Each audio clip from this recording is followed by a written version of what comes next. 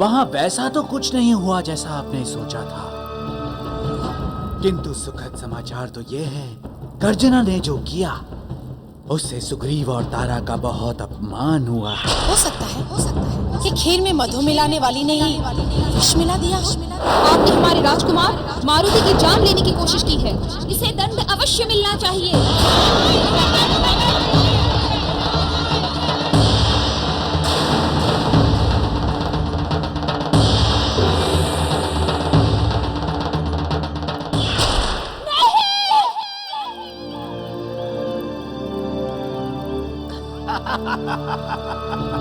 किंतु अब किसी और के मरने का समय आ गया है।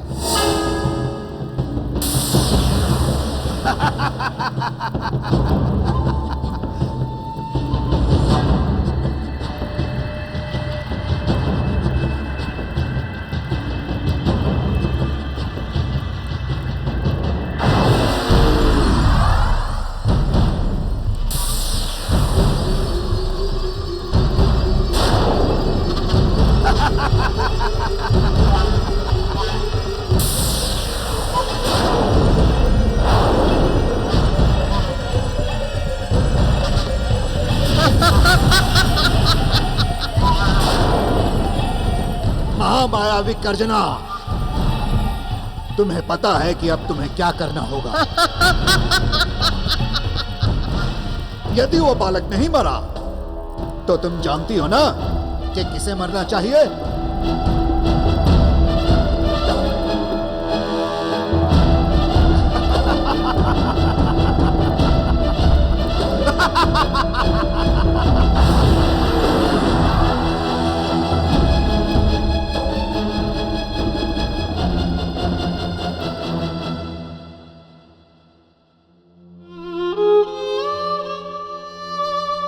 मेरे पुत्र ने किसी का क्या बिगाड़ा है जो सभी उसके शत्रु बने हुए हैं? कभी कोई उसके प्राणों के पीछे पड़ा है तो कभी कोई।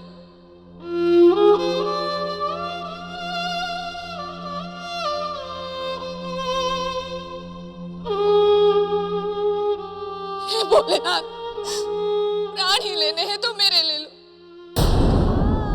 किंतु मेरे पुत्र को छोड़ दो। ये नन्हा सा बालक कब तक सह पाएगा ये सब?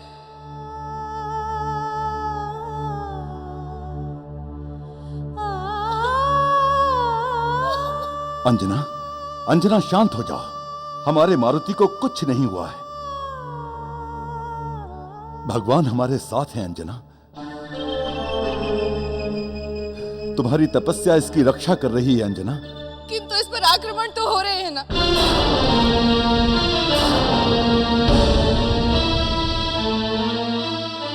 और देखिए, जिसे मैं दुनिया में अपने सबसे निकट मानती थी, प्यार करती थी, उस तारा ने कैसे कर दिया ये सब?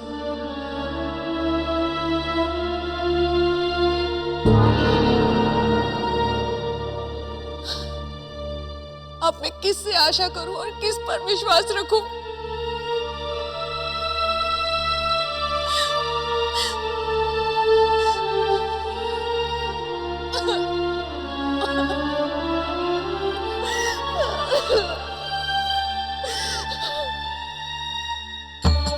माँ, तुम नहीं जानती सत्य क्या है। मेरी मौसी मेरा बुरा चाह ही नहीं सकती थी।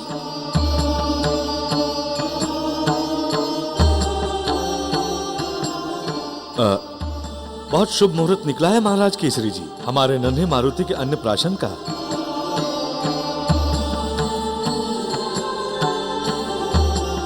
हाँ महाराज, महागुरु के गणना अनुसार कल का दिन छोड़कर परसों मंगलवार को बड़ा ही शुभ मुहूर्त निकला है अन्नप्राशन के लिए। और मारुति का जन्म भी तो मंगलवार को ही हुआ था।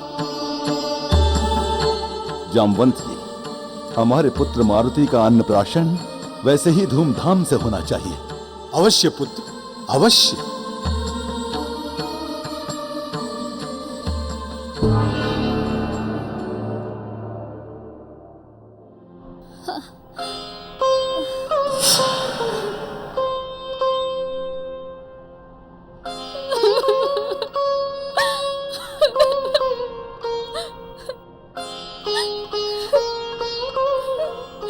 भाभी शांत हो जाइए, जो हुआ उसे भूल जाइए।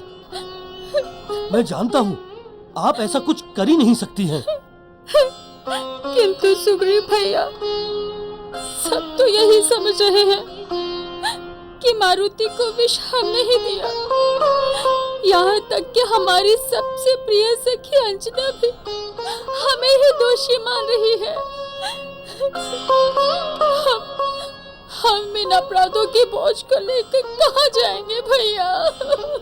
ऐसा मत सोचिए भाभी, अवश्य ही कहीं कोई गड़बड़ हुई है। शांत हो जाइए आप। किंतु भैया, उस गड़बड़ में तो मैं ही पिस गई। कहीं के नहीं रहे हम, कहीं के नहीं रहे हम। भाभी, संदेह के बादल छटते ही सत्य का सूरज चमक उठेगा। सच्चाई बहुत देर तक छिपी नहीं रहती। चलिए, आइए चलिए। कहाँ जाओ भैया? हमारा सूरज तो डूब चुका है।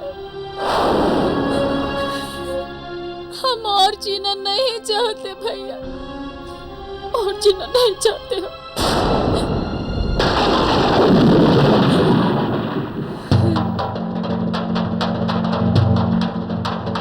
भाभी, रुक जाइए भाभी, रुक जाइए।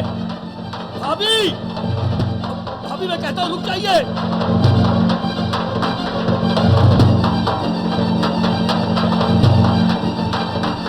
रुक जाइए भाभी, ये ठीक नहीं है। मैं बाली भैया को क्या जवाब दूंगा? रुक जाइए भाभी, भाभी रुक जाइए।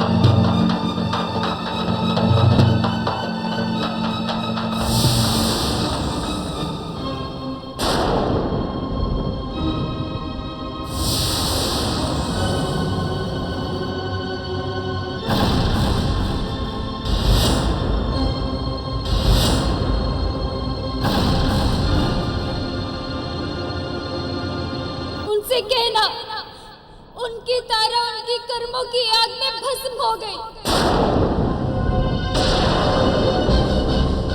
स्वामी से कहना मुझे क्षमा कर दे। भाभी!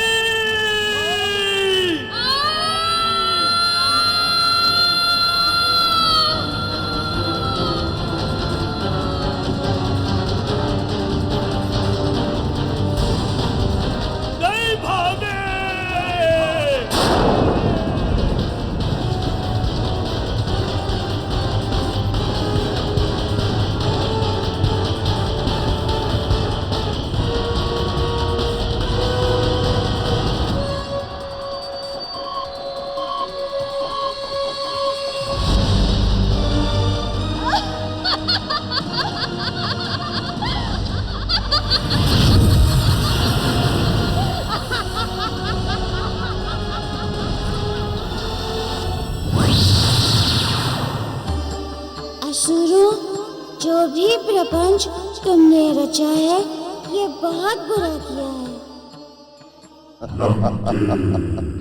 उत्तम, अति उत्तम।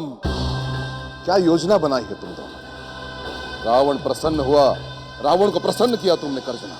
धन्यवाद महाबली, आपकी प्रसन्नता ही हमारी सफलता है। प्रहास जैसा बुद्धिमान केवल और केवल लंकेश का ही मंत्री हो सकता है। अब देखना अंजन प्रदेश में कैसा हाहाकार मचता है। बाली अपनी पत्नी को खोकर पागल हो जाएगा और एक एक करके वानरों को समाप्त कर देगा, और उसके पश्चात हम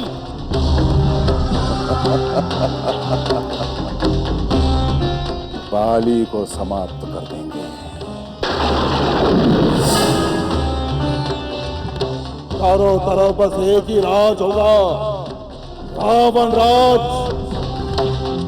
दसों दिशाओं में बस एक ही नाम गूंजेगा, रावण।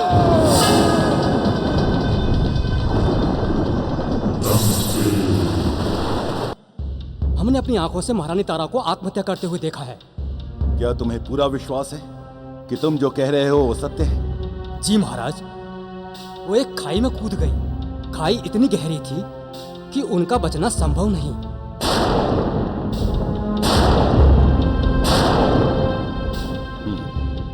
तुम जाओ।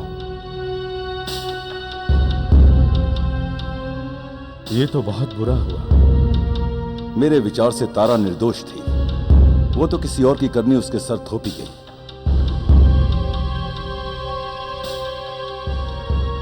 किंतु ऐसा कौन कर सकता है? अभी ये सोचने का समय नहीं है कि ये किसने किया है। अभी सोचना है बाली के बारे में कि जब उसे तारा की मृत्यु के बारे में समाचार मिलेगा तो वो बौखला उठेगा।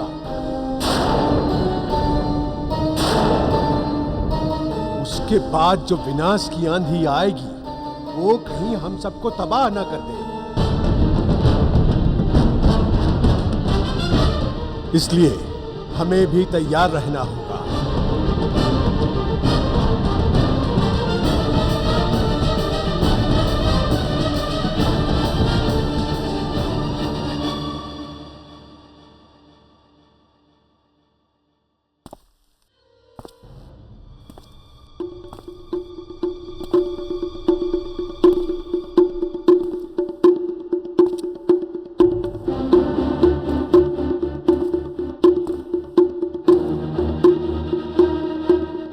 क्या हुआ?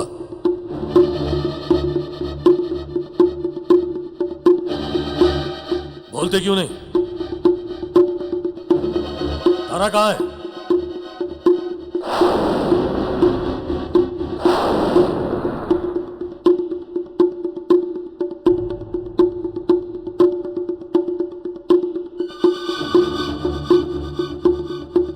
क्या हुआ तारा के साथ? बोलते क्यों नहीं? बोलो। भाभी हमें छोड़कर चली गई भैया।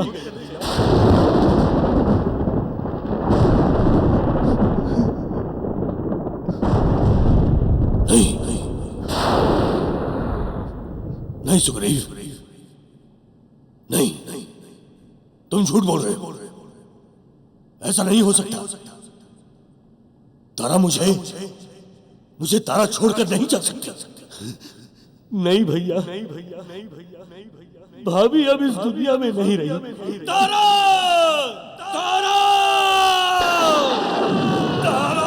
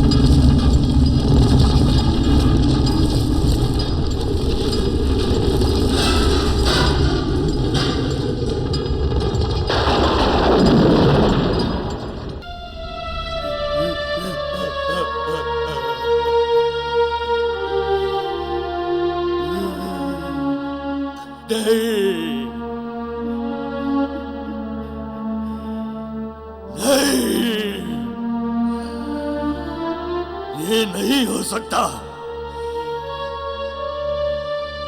ये सब कैसे हुआ सुग्रीव?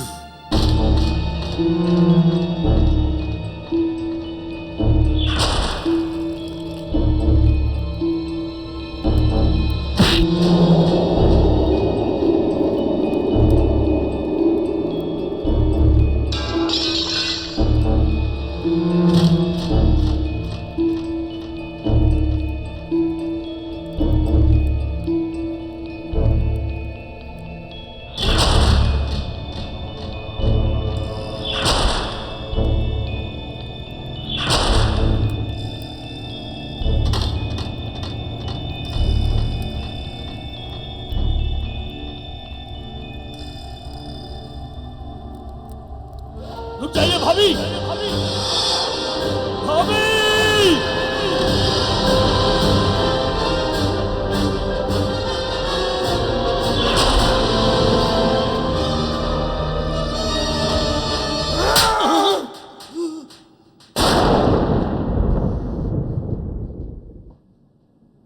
तेरे होते हुए मेरी तारा का अपमान हुआ और तू कायर वहां चुपचाप खड़ा देखता रहा। अरे उन सबको तूने वहीं समाप्त क्यों नहीं कर दिया?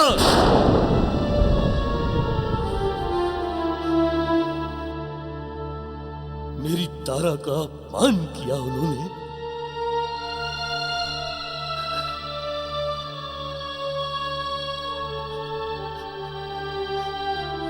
उसे मरने के लिए विवश किया।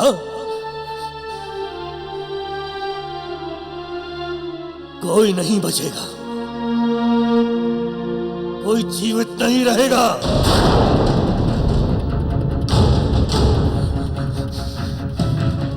मेरी पत्नी के हत्यारों, मैं तुम्हें समाप्त कर दूंगा। अज्जन प्रदेश के प्राणियों का सर्वनाश कर दूंगा मैं। अज्जन प्रदेश के प्राणियों का, अज्जन प्रदेश के प्राणियों का मैं सर्वनाश कर दूंगा मैं।